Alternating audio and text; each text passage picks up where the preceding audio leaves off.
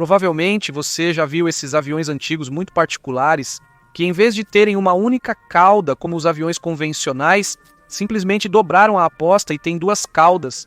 Esses aviões estiveram presentes literalmente durante toda a história da aviação, desde os primeiros protótipos de avião até os dias atuais. Mas por que esses aviões existiram? Qual é a vantagem de um avião ter duas caudas? E também, porque, apesar de ser um design muito usado até a Guerra Fria, ele parece simplesmente ter desaparecido do nada. Hoje, como é costume neste canal, responderemos a todas essas perguntas. E muito provavelmente este vídeo vai realmente te absorver.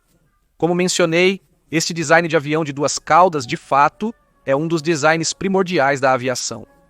Muitos dos primeiros protótipos de avião, que basicamente eram pipas com motor, tinham duas caudas.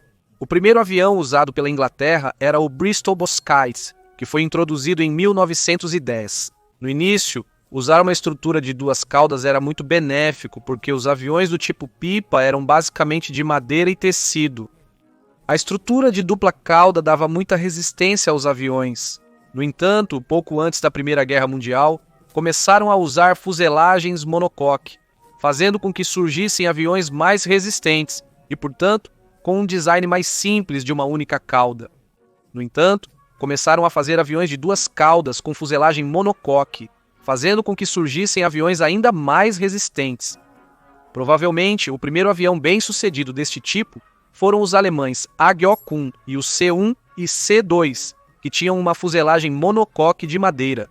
No início da Primeira Guerra Mundial, a maioria dos aviões tinha o motor à frente, o que era um problema, pois não se podia colocar uma metralhadora na frente do avião, pois ao disparar danificaria as pás da hélice.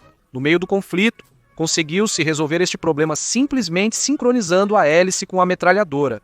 No entanto, antes dessa solução, uma solução muito popular para este problema era fazer aviões de cauda dupla, para assim colocar o motor entre as caudas ou em áreas como as asas. Desta forma, a hélice não obstruía a metralhadora e permitia ter um artilheiro na parte frontal do avião. Aviões como o Vickers FB-5 Gumbus tinham um motor entre as caudas e eram aviões de cauda dupla. Também os bombardeiros pesados da série Caproni italiana tinham dois motores na asa. Estes são dois grandes exemplos disso. Depois da Primeira Guerra Mundial, os aviões de cauda dupla se perderiam por um tempo e não voltariam a ser relevantes até a Segunda Guerra Mundial, onde surgiriam muitos designs bastante interessantes usando este conceito. Os alemães, por exemplo, criariam os planadores sem motor para transportar carga e soldados de uma maneira muito eficiente. Planadores como os Gotthard Go 242 são um excelente exemplo disso. Eles tinham uma porta traseira entre as caudas, algo que era absurdamente benéfico para liberar carga no ar, mas provavelmente um dos maiores expoentes dos aviões de cauda dupla na Segunda Guerra Mundial são os P-38, Lightning Americanos. Estes tinham duas caudas, pois os turbocompressores do motor os tornavam muito longos, então as caudas do P-38 continham parte do motor. Estes foram muito bem-sucedidos. Foram produzidos 10.037 destes, sendo um dos mais famosos, rápidos e poderosos caças da época, contrariando o que você pensaria com o surgimento dos motores a jato. A aparição dos motores a jato não fez esses aviões desaparecerem, começaram a aparecer muitos mais aviões com cauda dupla. No início, a eficiência dos motores a jato foi prejudicada pelos longos dutos de admissão e escape, que precisavam ser colocados em aviões de cauda única. Uma solução muito engenhosa foi usar o design de cauda dupla para encurtar os dutos de escape ao mínimo. Assim surgiram vários designs incríveis, como o Rally Band DH-100 Vampire, ou também como os de Rally Band Venom, que eram aviões de combate realmente únicos e impressionantes. O Vampire foi desenvolvido na Segunda Guerra Mundial e foi introduzido em 1949, e este seria retirado nos anos 60. Os mexicanos devem conhecer bem os de Rally Band Vampire, já que foram usados pelo México durante os anos 60. Foram produzidos 3.268 Vampire. Também houve aviões de transporte que usavam este conceito para aproveitar mais o espaço e ter portas traseiras maiores, como o americano Fire Shield C-119 Flying Boxcar, que foi introduzido em 1949 e acabou sendo retirado em 1955 para ser substituído pelo C-130 Hércules no início da Guerra Fria. Apesar de os aviões de cauda dupla apresentarem muitas vantagens bastante benéficas, estes foram rapidamente deslocados pelos aviões de cauda única, pois simplesmente as vantagens que apresentavam não eram úteis o suficiente comparadas com as grandes desvantagens que estes apresentavam. Uma das vantagens que estes aviões tinham era a grande facilidade que davam na hora de montar motores.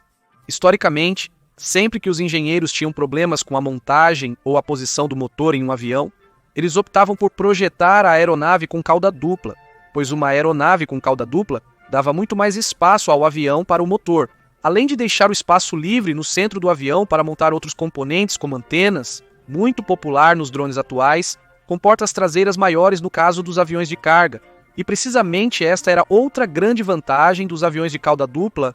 Estes permitiam ter portas traseiras maiores em aviões menores. Um grande exemplo disso é o Armstrong Whitworth AW660 Argosy, que era um avião inglês de carga similar ao C-100 e 30 Hércules, mas de cauda dupla. A última vantagem dos aviões de cauda dupla era sua maior estabilidade e desempenho comparados aos aviões convencionais. Aviões de cauda dupla tendem a ser mais estáveis que os convencionais. As caudas oferecem uma maior superfície de contato com o ar, fazendo com que as forças se distribuam de maneira mais uniforme sobre o avião. Isso faz com que o avião seja muito mais fácil de controlar, além de que essa estrutura reduz consideravelmente as vibrações em voo. Todas essas vantagens fizeram com que existissem muitos designs de cauda dupla ao longo da história da aviação civil e militar. No entanto, eles também tinham grandes desvantagens bastante notáveis, que fizeram com que esse tipo de aviões simplesmente desaparecessem e não pudessem se adaptar aos tempos dos caças e bombardeiros supersônicos. Uma grande desvantagem era que eles exigiam uma fabricação mais trabalhosa, o que era pouco vantajoso para a produção em massa. Ambos os braços tinham que estar bem alinhados em uma posição exata, com o peso exato e bem balanceados. Então, durante a fabricação, eram necessárias considerações adicionais de engenharia. Isso era um problema nos tempos da Segunda Guerra Mundial, onde a produção em massa era uma necessidade devido à alta demanda por equipamento militar, mas a desvantagem mais importante era a velocidade máxima que eles podiam atingir. Esses aviões, ao oferecer uma maior superfície de contato com o ar, criavam uma maior resistência aerodinâmica, o que limitava a velocidade máxima que eles podiam atingir.